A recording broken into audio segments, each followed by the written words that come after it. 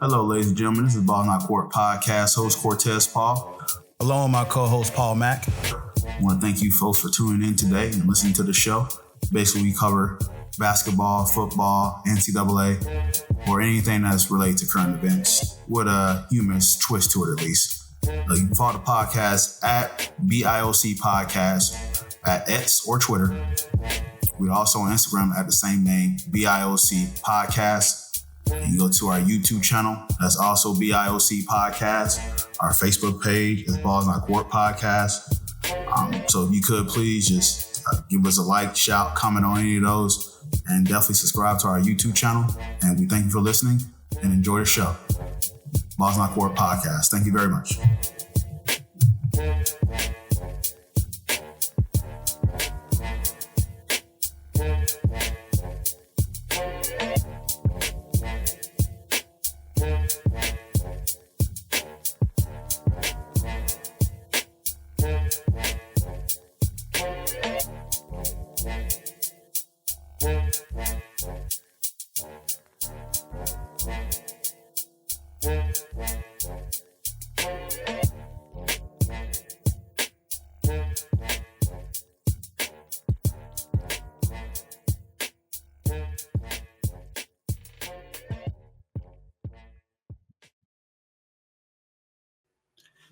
Welcome to the Balls Not Court Podcast. Cortez Paul is here.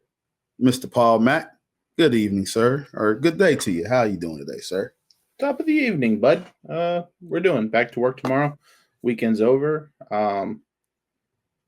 Sorry, Germany, for the stank fest that we gave y'all Sunday morning, but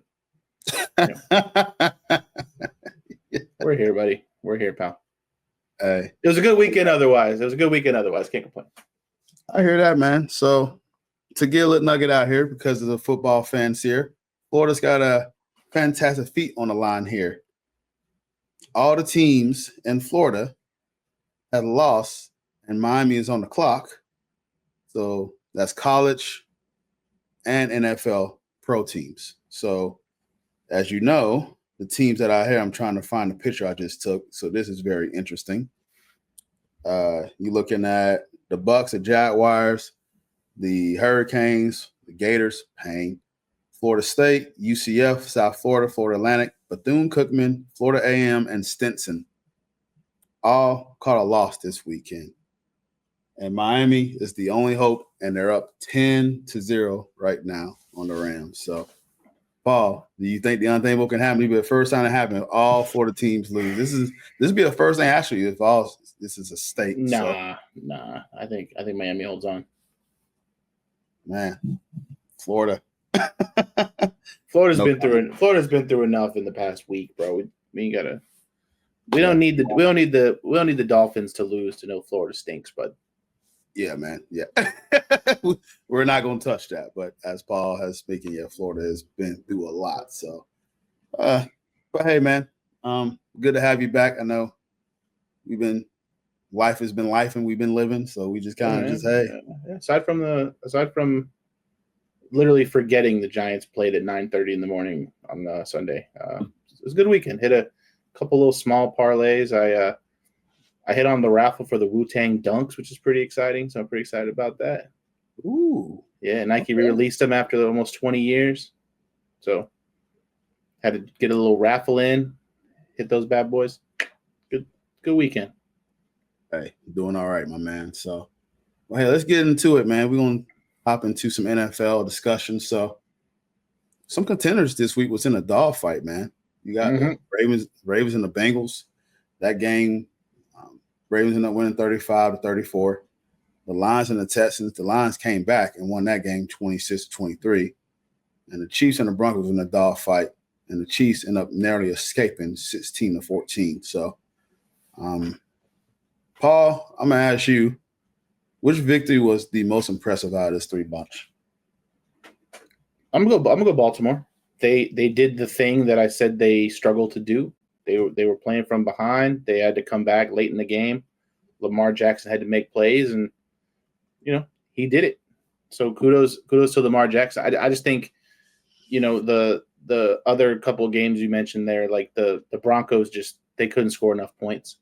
I think if they one more touchdown, even if they make that field goal, you're giving Kansas City the ball with a minute to go. Like Patrick Mahomes has done more with less.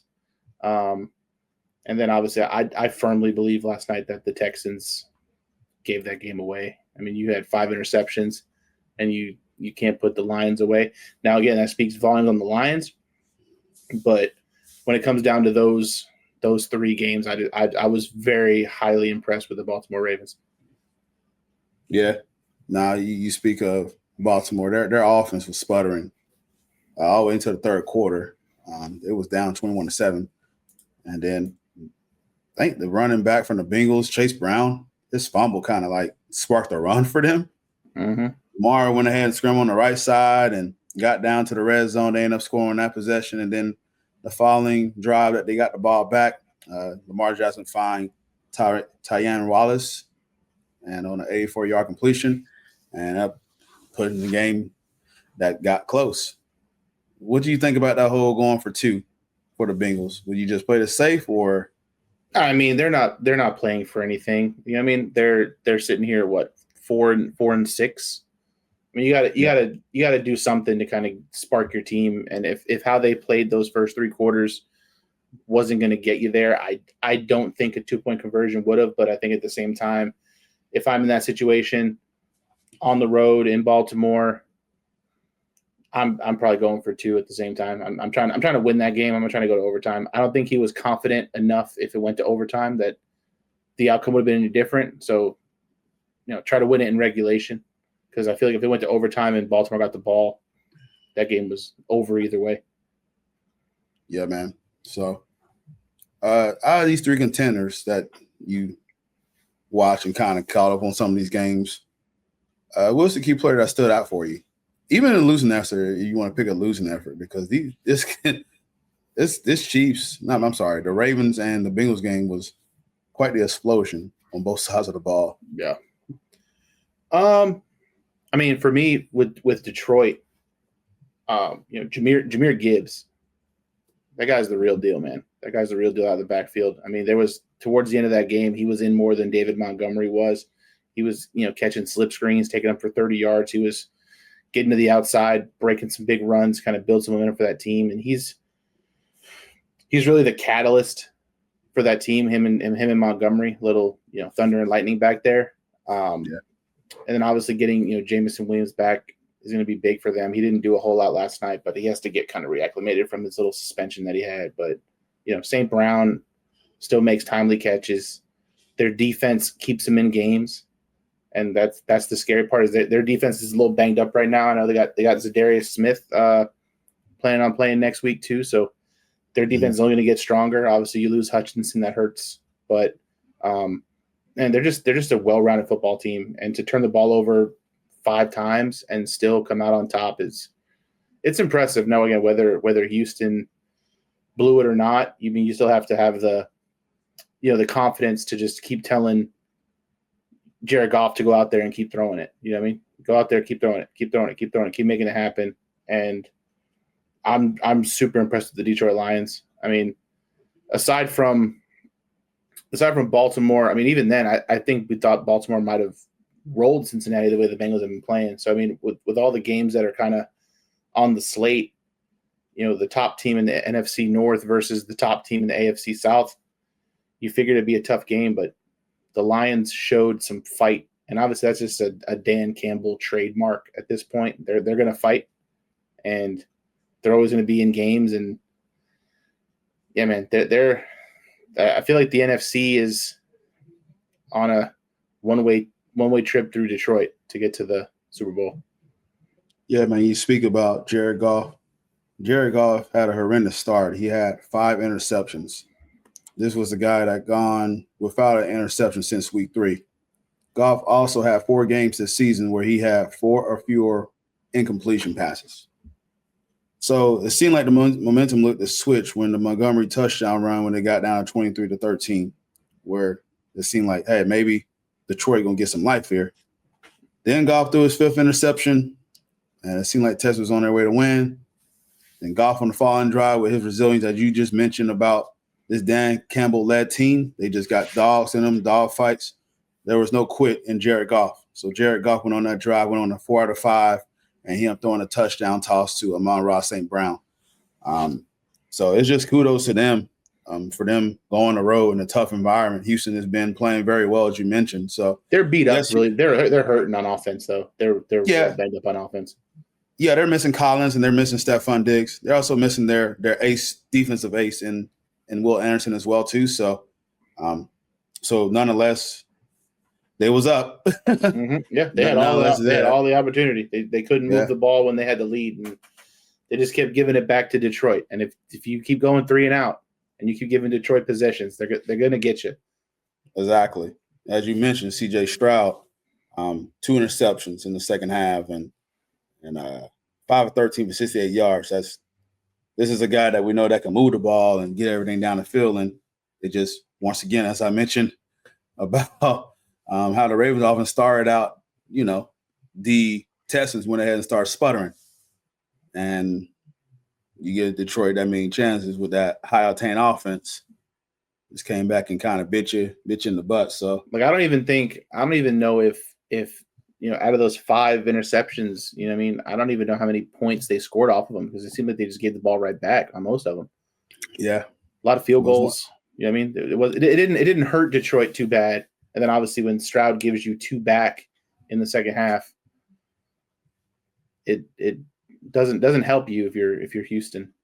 Yeah, Carson Davis is the one that's got the 2 interceptions on Stroud. So you think that would have, ignite Detroit to really bust the game wide open in, but they came back and did their thing. So Goff get a lot of credit for the resilience that he showed after throwing 5 interceptions and having quite the day. This is the result that you get. You just don't give up. You don't quit. And shout out to him, man. So, Paul, out of these 3 teams, the Ravens, the Chiefs, and the Lions, do you see one of these teams hosting the Vince Lombardi Trophy, or are we still saying that it's the field? I mean, Baltimore's really good.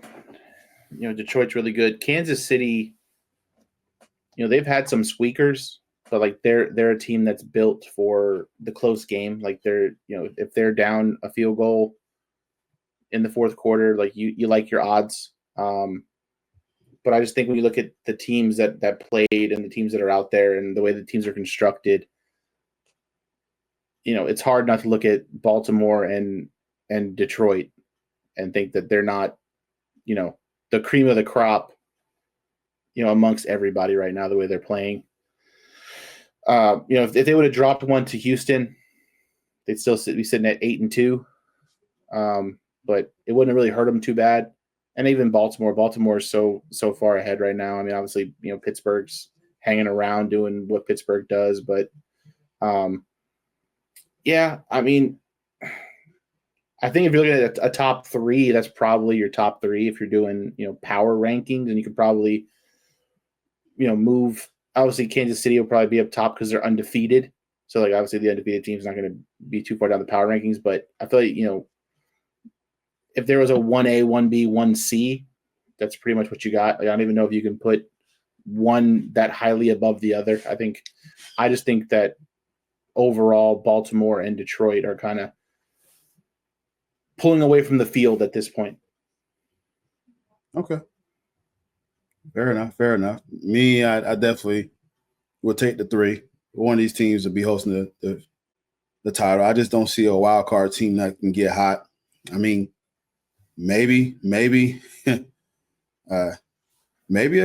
team. I mean, Washington can get hot, but I don't think they're still too young and still be able to make some noise like that. They'll scare some teams, but I just can't think of a team that a guy can beat one of these 3 teams. I mean, Buffalo on a good day, maybe, if they can get home field.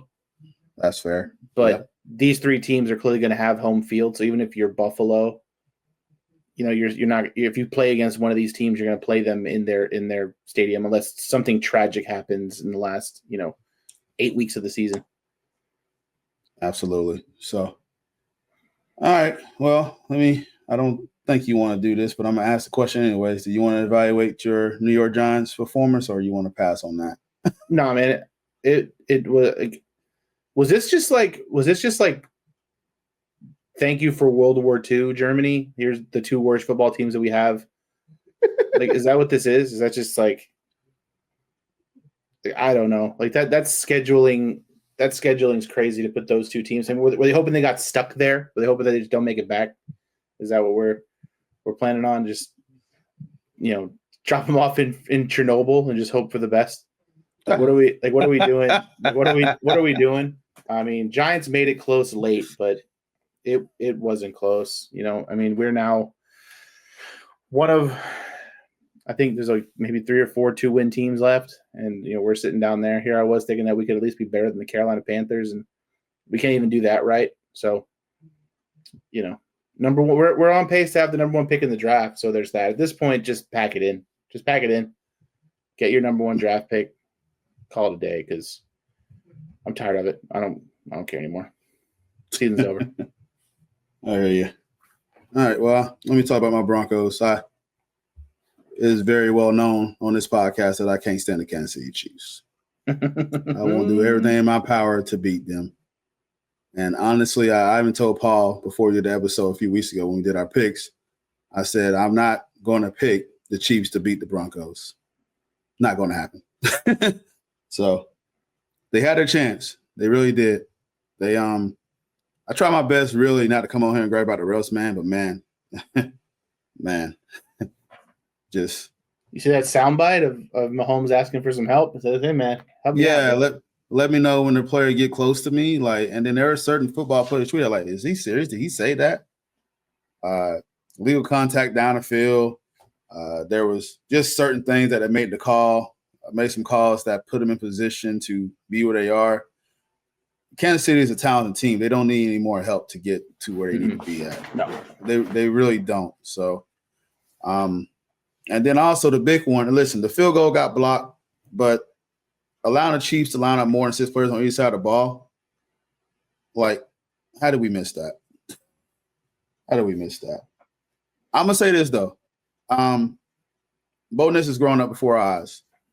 He led, I mean, I know we didn't score in the second half, but he led really 2 impressive drives that was 70-plus yards drives to set him in scoring position to be up 14-3.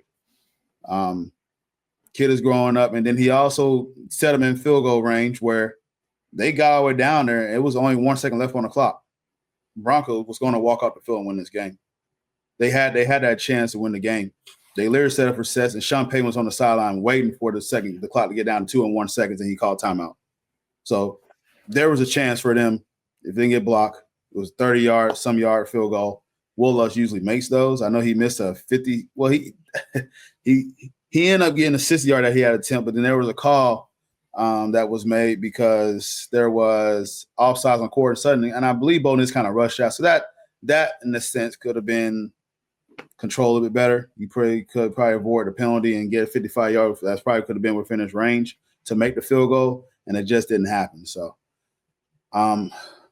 But this game right here, Pat Mahomes just looked uncomfortable. When they always play the Broncos and the Chiefs, these games are kind of like oddly messy and ugly and crazy, and then sometimes the Chiefs just end up just taking off. But for the most part, when there's 3 quarters, it's just downright ugly football. I mean, there was a segment that Pastor Tanner II, was getting into it with their receivers. DeAndre Hopkins, they was on the sidelines tossing each other around, wrestling. Like, they do not like each other. They just don't like each other, man. And Pat Mahomes was 5 of 14 for 92 yards when he was pressured. He was pressured 40% of his dropbacks. That was the most since week 8. So they got to Pat Mahomes. They really made him uncomfortable. And it was just kind of like just we had him where we want him. We had him where we want him, but somehow the Chiefs just found a way. Classic soundbite. Yeah, exactly. A lot of teams have said that this year about the Kansas City Chiefs. They feel like they was in it and just had them where we want them. And just Chiefs found a way to win. The Chiefs leads the NFL with 7 one-possession wins this season. that's the most one-score wins. This bodes well for them because the last time it was done was by the 2015 Denver Broncos, who had 9 of these and went on to win Super Bowl 50. Hot eyes when I wear my Super Bowl shirt. I'm living the past. But unfortunately for Kansas City, like I state, that bodes well for them. And as Paul mentioned, they have this kind of way of winning close games. They've been there, done that. This is what they're built for. So they've seen it all under scrutinized and pressurized moments, as you said. As we mentioned about the Ravens, me and Paul has been very adamant about them being in situations where it's a 1 point, like close game, or they're down. Do they have adversity? The Lions, when they get there, they have some adversity. Well, they seen as much as the Chief has? Not really. So that's why, once again, pain me to say this, the Chiefs, rightfully so, are probably the favorites because they found a way to win in these games. And it's just unfortunate. But Pat Mahomes, regardless of all the mess, he had 266 yards, 1 touchdown. Travis Kelce had his 1 touchdown, got 64 yards. Estime looked pretty good being a lead back. He had 53 yards and 14 carries. And he admit that this game, he'll remember next time. It stings losing to a rival that's in your division. So, but Bo Nix is really playing well, man. There have been a lot of critics that's been out on Bo Nix, and the noise is kind of coming down.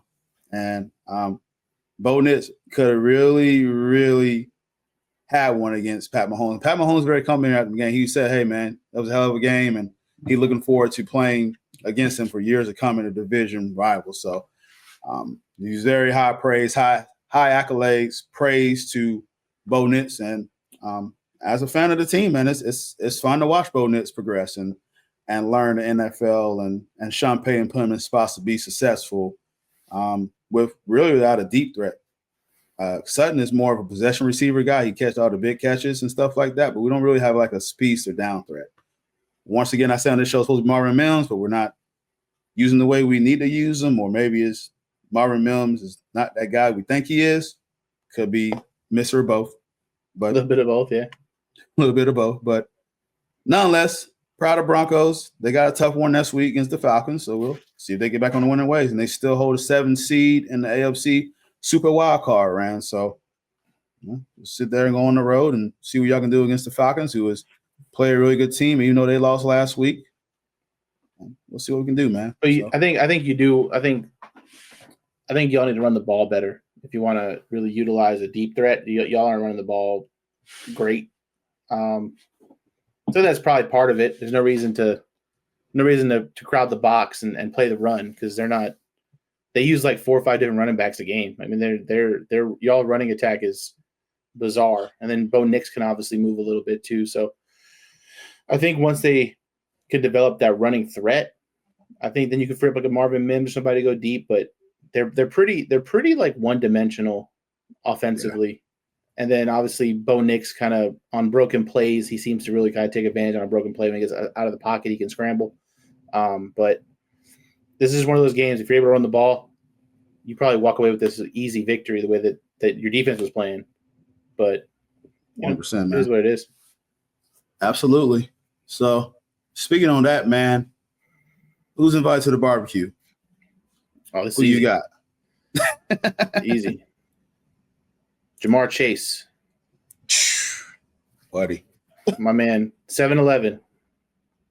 He had that partnership with 7-Eleven. He's always open. There you go. 11 catches, 264, 3 touchdowns, 17 targets. Jesus. And y'all still lost by 1, bro. I lost a parlay, honestly, because I had Joe Burrow under like 290 yards, and he literally completed 264 of them to Jamar Chase. So, oh well, it is what it is. But yeah, man, like that's just one of those games, like against the Ravens, division rival, prime time. Like that's just a prime time game. And honestly, you could bring Joe Burrow with you too. I mean, 34 of 56, 428, and 4 touchdowns, no turnovers. I mean, you look at that stat sheet, and there's no way they lose. Right. You know what I mean? There's no way one fumble by Chase Brown just kind of turned the whole game around. And then obviously Lamar Jackson does what Lamar Jackson does, but 11 for 264 and 3 tuds is just crazy. So shout out Jamar Chase. We've been waiting for you to have the big game. You finally had the big game. Hopefully my man gets a nice fat contract and everybody wins. There you go. What you got on the grill for my man? And then also Mr. Burrow. I'm gonna do some ribs. A couple baked potatoes for the boys. Nice. Load of baked potatoes. They're gonna need them carbs after that kind of a game. They're gonna need those. You're gonna need those carbs, and so I'll go some ribs. Nice smoked ribs, some baked potatoes, maybe some mac and cheese. Slap the pork and beans on there too. Do a little combo, little mac and cheese, pork and beans combo for the boys. Are you inviting Pat Mahomes Sr. to say that he's smoking that Joe Burrow? No, he can kick rocks. You got it. I'm also gonna go with someone to lose an effort too, just because I know there was a lot of criticism coming out the drive, and even myself didn't really believe in this guy. But Bo Nix, man, have a game. 215 yards, 2 touchdowns on 23 or 30 passing. I said he led two 70-yard plus drives and had a pass, according to Sutton, that was just a 32-yard bomber that looked beautiful, man. It was a beautiful thrown ball, and it was just to go in that Arrowhead, where it's a tough place to play. The jungle over there is just wow. It's tough to play in that environment. And as a rookie, to go in there and have a game like that, and you led your team down there, you did your job to get them down there, to put them in position to win the game. Will Lutz lined up, and you had it right there, 30-yard kick. You did your job. And so you just came up short, but I'm proud to see that you're progressing, and looking forward to more of these games. And for a franchise that's been trying to find a quarterback since 2015, it's been the curse of Peyton Manning. We just can't find a quarterback.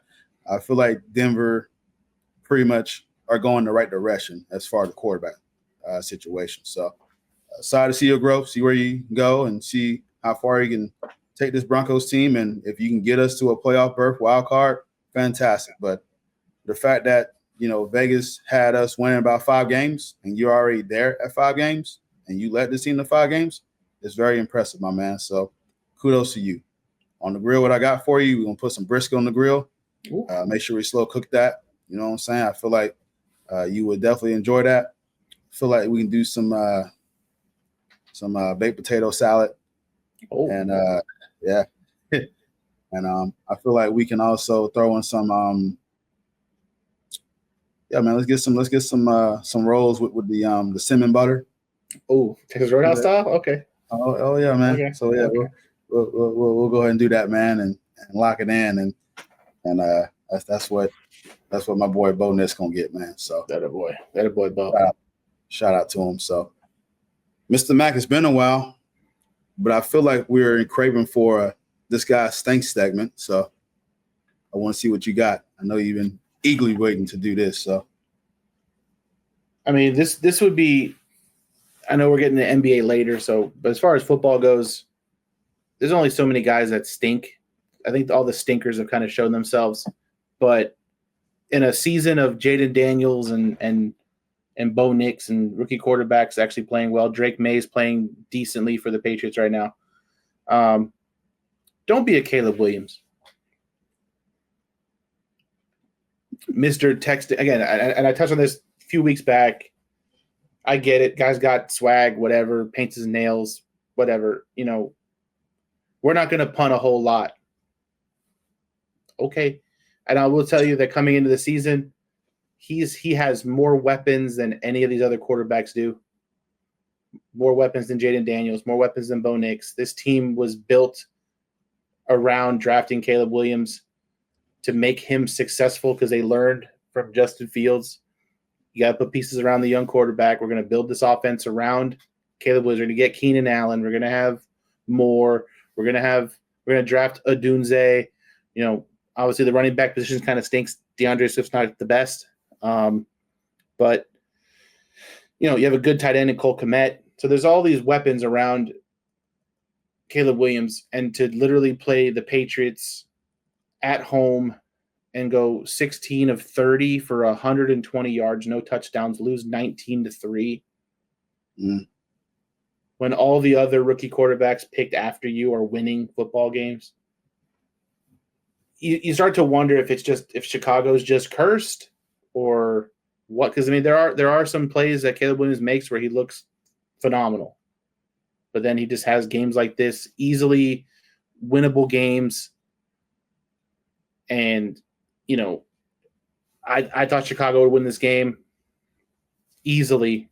You know, the Patriots kind of, you know, starting Drake May, he's kind of figuring it out. He only started like one game previously up to this point. But yeah, man, Caleb Williams, at least for right now, as this season goes, for his rookie campaign, this guy stinks. I don't even have time to find the soundbite. Dude just stinks. And there are, I always just love when the quarterbacks picked after the number one pick are succeeding, and you realize that you probably could have maybe went a different route or got a different position player or did something else. And you know, there's just so many more rookie quarterbacks out there doing more with less than Caleb Williams, and the fact that they're sitting at, you know, 4 and 5, absolutely crazy, and getting just completely steamrolled by the New England Patriots, who are now 3 and 7 and better than the New York Giants, is also disheartening. But here we are. Oh man! All right, this guy stinks. Caleb Williams made it again. Twice in one season. Good job, Caleb. Wow, man, that is new, man. All right. Well, before we get over to NBA, we can go ahead and do these picks right quick and get them out the way. I am going to pull them up here, and we're going to go through week 11. So currently right now we know the Dolphins and the Rams are playing 10-6. So the score of that game is at halftime. But we're going to go into the Thursday game, and it's set to be a good one. The NFC East showdown. It is the Commanders and the Eagles. Who you got, Paul? I'm going to go Commanders. Ooh, Commanders versus Eagles. I'm with you, man. I'm going to go to Commanders as well. Eagles are weird, man. Eagles are weird. Like, I think last week was the first time that Jalen Hurts has had like a multi-touchdown game in a really long time, and that's just because they got the ball back a whole lot because the Cowboys suck. But I really like Washington. They can run the ball. They can move the ball. They got big plays. So I'm gonna go with the commies. All righty. Going to our Sunday games, I agree with you. You got the Packers at the Bears. Go Green Pack, Bay. go. Green Bay. Yep. Green Bay wins this one. Jaguars at the Lions. Oof. Detroit. This won't be pretty. Lions handle business. Other 1 o'clock game is the Raiders at the Dolphins. I'll go Miami. I just think the Raiders are very good. Mm-hmm. Yep. I'm going with the Dolphins as well, too. 4-4 Rams at the 3-7 Patriots. Rams win. 2-7 Browns at the 3-7 Saints. Man, Saints fucking suck, dude. They had a big win last week, though. Yeah. They beat the Falcons. That's just the NFC South being weird, I think. Although I feel like when teams fire their head coach, they most likely win that next game for some reason. I feel like that's just a weird thing that happens. But I'm gonna go Browns. Yeah, Browns to get this one as well. I was just trying to paint a narrative that didn't clearly work. So, Ravens at the Steelers. This is a AFC North showdown. God, Steelers are 7-2. What the? We've been yapping about them, and I'm still trying to figure out how they're 7-2. I'm still trying to figure out how they're winning games, and I have no idea. You know what? I'm gonna go Pittsburgh. I'm going to Ravens. I gotta have one of them in there. I hear you. 7-2 Vikings at the 2-7 Titans. Oh my God. Vikings. Easily Vikings. This is a stinker too. The 4-6 Colts at the 3-7 Jets. Where did Aaron Rodgers go? I think Jets get this one. They'll bounce back, and then all the Jets fans and Aaron Rodgers like, we're back, baby, we're back. Oh yeah, they'll have a party. They'll have a party for sure. Oh yeah. 6-4 Falcons at the 5-5 Broncos. I'm gonna go Falcons. Kirk O'Chain is pissed off about losing to the Saints. Yeah, I'm gonna go Falcons. Broncos pissed off about losing that close game, getting hosed. Broncos will bounce back and get one at home. 4-5 game is the Seahawks at the 49ers. And they're not the first place in their division. It's the Cardinals of all teams. Wow. Mm-hmm. The Cardinals is the first place team. I'm gonna go. I'm gonna go Niners. They're turning the corner. They're getting healthier. Chris McCaffrey's Seattle's back. Yeah, he's back. C-Mac's back. Debo Samuel's throat punching long snappers. I don't know what's going on with that, but I'll go 49ers. Yeah, I go 49ers as well. Game of the week, 9-0 Chiefs at the 8-2 Bills. I'm taking Buffalo. The Chiefs has been inching closer and closer to a loss. They have found ways to win in these one-score games. And the Buffalo Bills, for some odd reason, playing well during the regular season, and the Bills will win this game. They'll be the first one to defeat the Chiefs. I like it. 8-20 game, your 4-6 Bengals at the 6-3 Chargers. I'm taking Chargers. I don't know what Jim Harbaugh got him doing over there, but I'm going Chargers. Yeah, that's what they ain't gonna be smoking that Jim Burrow pack tonight or on Sunday. But I will say the Bengals go ahead and get a dub here. Bengals, they can. I don't know they can duplicate that performance against the Ravens, but they get somewhat of that against a lesser amount defense. Yeah, I'm going to Bengals. And for some odd reason, this is your Monday night game. America's team. America's team. The Texans at the Cowboys. I'm taking Texans. Cowboys are bad, bro. Cowboys fans are hurting right now. They're hurting real bad. Micah Parsons is saying some wild stuff to promote his little podcast he's got on Bleacher Report, whatever they're going on. It's a crazy time in Dallas, and Texans about to show him who runs Texas. I think my dad is hurt, man. Can't talk to him about Cowboys football. He's hurt, man. I won't mention. I gotta go see him next week, man. I'm not saying anything about the Cowboys. we just started talking about basketball because their season's over with. Doesn't matter. Texans can go blow them out. My only moral victory this season is if Dallas can lose, and then we're a game behind Dallas for worst record in the NFC East. That's all I ask. They're only up a game. We can catch them. There you go. All right, man. Let's get into the NBA, man. Paul, this season's starting off with a lot of injuries, man. You got Paolo Banchero, who's out with a right torn oblique. He'll be reevaluated in 6 to 8 weeks. Scotty Barnes is out with a orbital fracture. He's out indefinitely. Kevin Durant just got a left calf strain. He's out 2 weeks. Embiid's coming back, but he's back. He's playing right now against your Knicks, and he was out with left knee management and fighting beat reporters.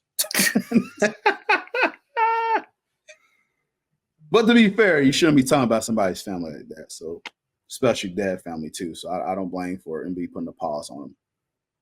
Tyrese Maxey's out with a hamstring injury. He's at least out for a week. Kawhi Leonard, we already know he's stay injured, so missed multiple weeks. And then Zion Williamson's out with a hamstring strain, a right hamstring strain. He's out indefinitely until you get reevaluated. So what's your thoughts about these injuries so far, man? I know Kevin's on this show. They played too many games, but I mean, it's early in the season. And aside from, KD and Embiid, who honestly, I don't even think he played much during the Olympics anyways, but a lot of these injured guys, they didn't do a whole lot in the offseason that extended their activity. Yeah. Tyrese Maxey got hurt because he had the team on his back for the first 2 weeks of the season. That was inevitable. He got hurt. Very true.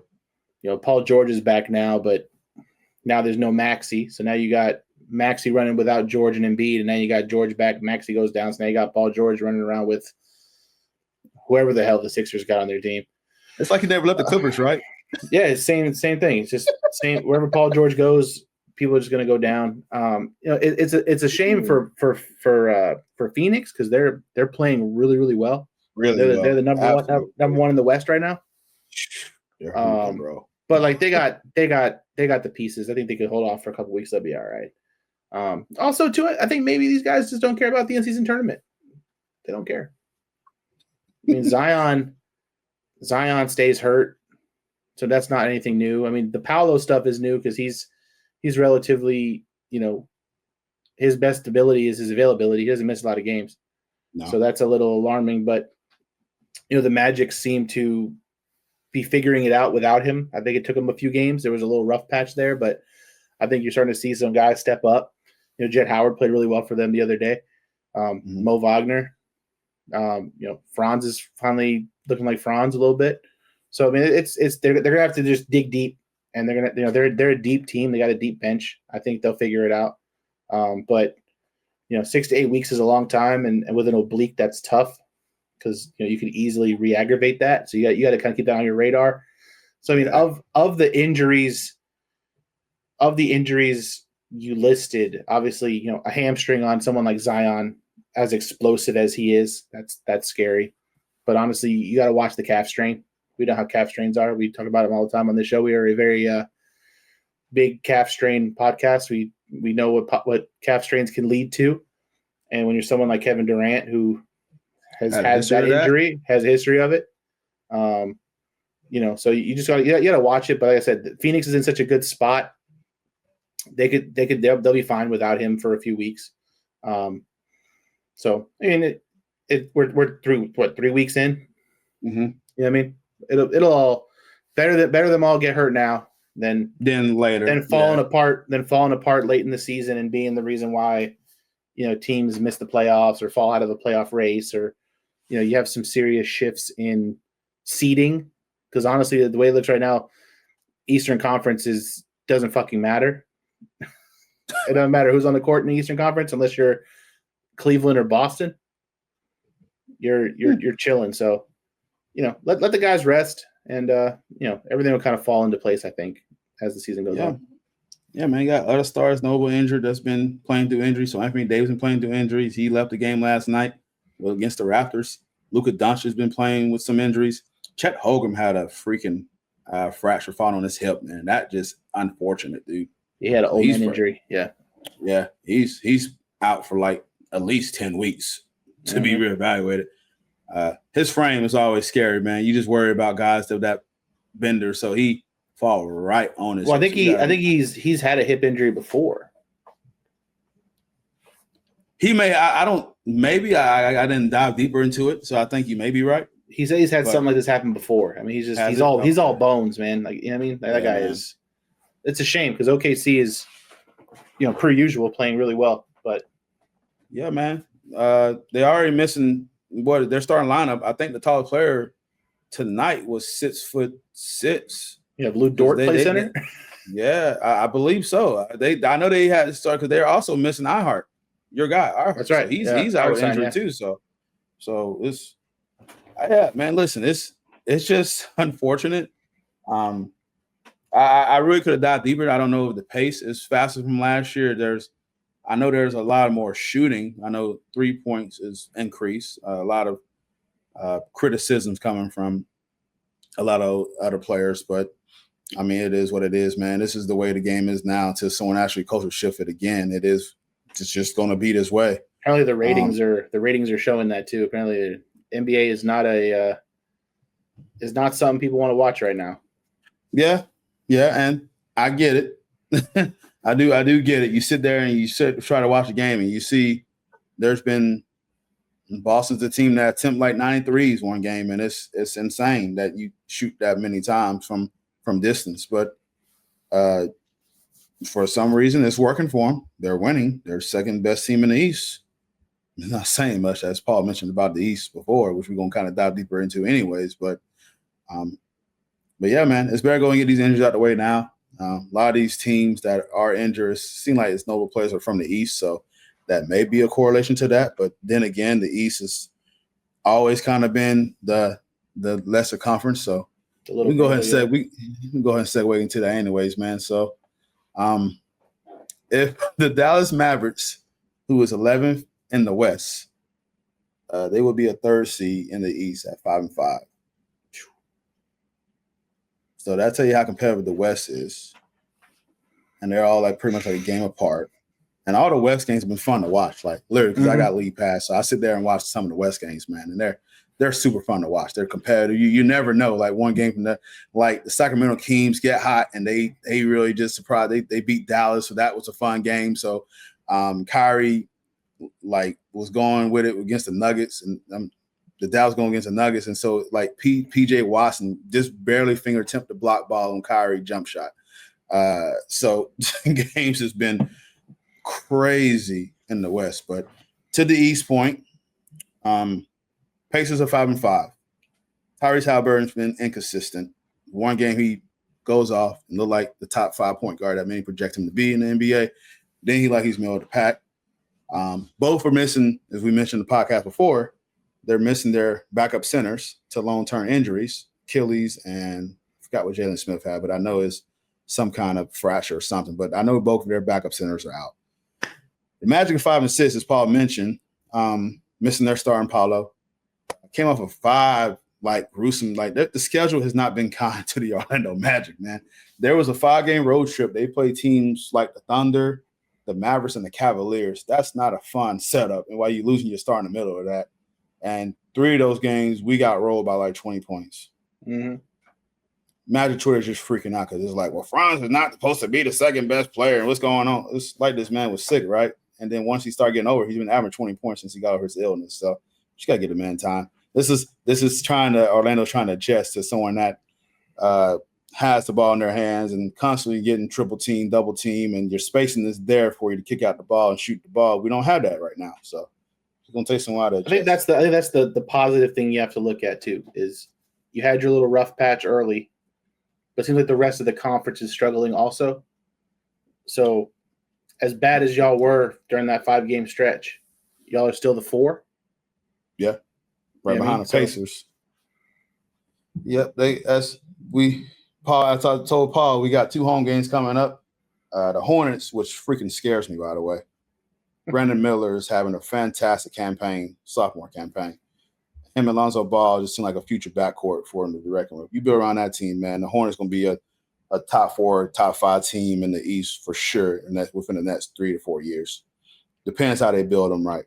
They got to really build around them too and get them set up. But for them to be where they are, very impressive. They're still in the midst of it. So Cavaliers just seem unbeatable right now.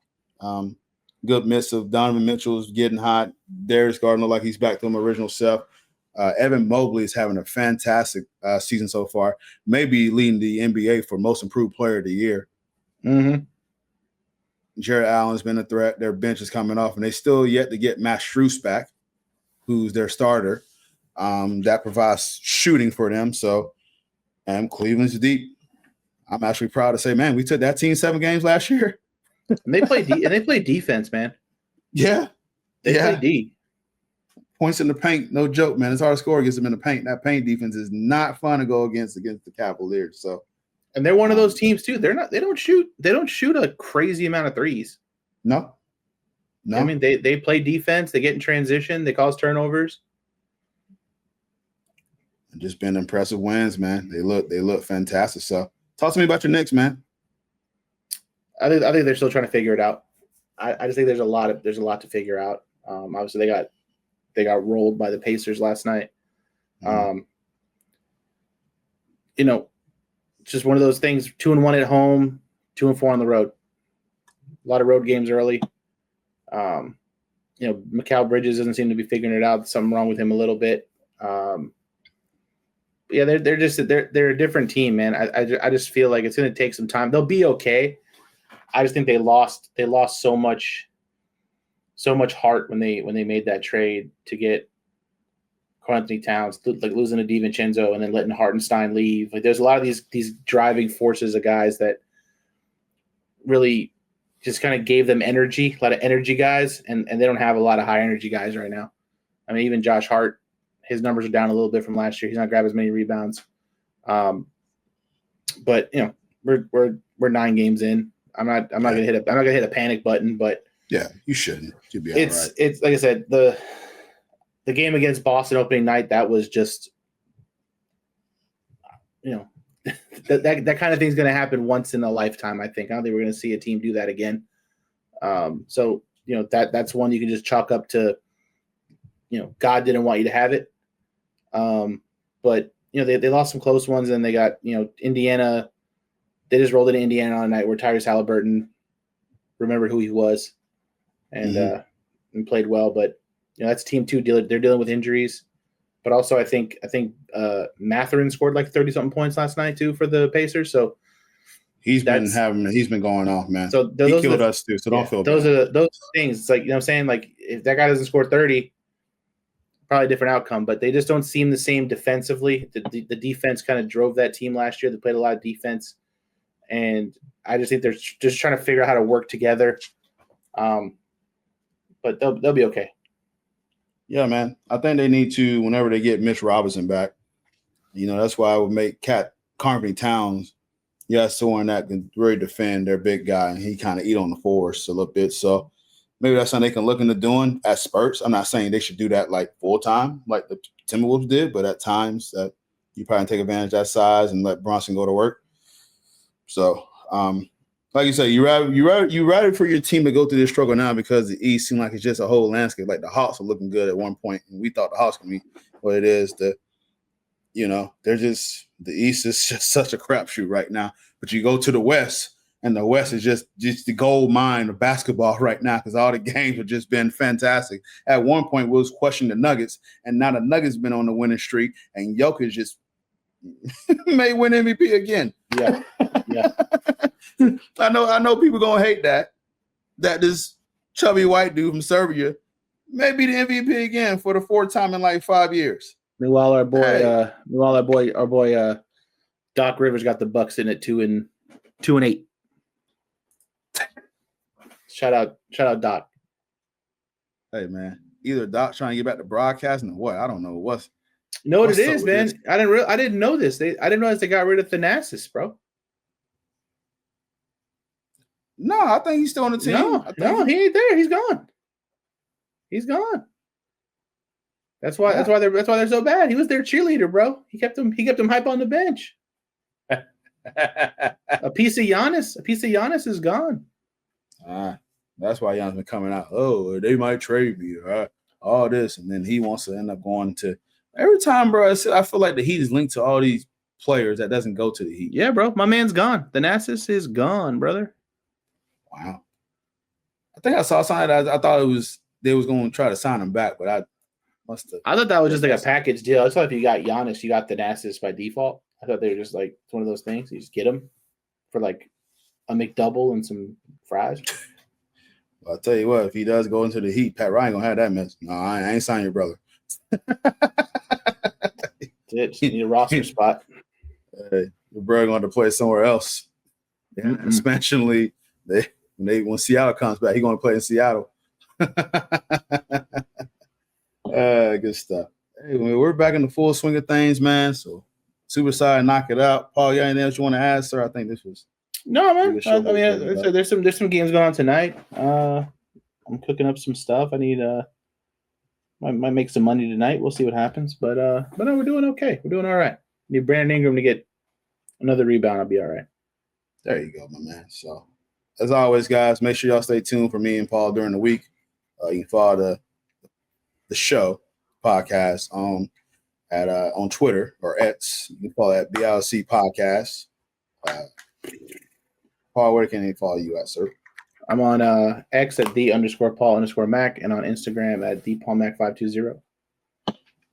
Absolutely. You can follow me at CP on X. You can also go to YouTube and look at the video portion of this at BLC Podcast. We're also on Facebook, typing in Balls on Court Podcast, Instagram, BLC Podcast, TikTok is also BLC Podcast. So make sure you get the content there. Wherever you got it before, you can get it from us. We're usually on iTunes, TuneIn Radio, Stitcher, wherever you got it before. We also are on Underground Radio Radiate, so you can check out the podcast in audio form there. So we do appreciate you guys tuning in, listening, supporting us, and make sure to buy me a coffee at BLC Podcast. So and if you watch a Magic game on TV, you'll probably see him on the Jumbotron. Yep, absolutely. So plan to go to a road game at the end of the month because they're going to have a lot of road games in December. So I'll be watching them going. I think I'm going to the – no, I'm not. I think I already bought the plane ticket. The plane ticket was cheap. So going to watch them play the Hornets at the end of the month. So that'll be my 8th arena. I got my little scratch-out list that my boy Brad bought me. So I got a map of all the NBA arenas. So I got my little pick, and I just scratch out the arenas I've been to. So pretty exciting. I have to share that in the podcast page so y'all can see that. Baby. Yeah. Absolutely. So nonetheless, thanks for listening, guys. We'll wrap it up. This is speaking of Paul Mac. This is Cortez Paul, Balls Not Court Podcast. Take care. Peace.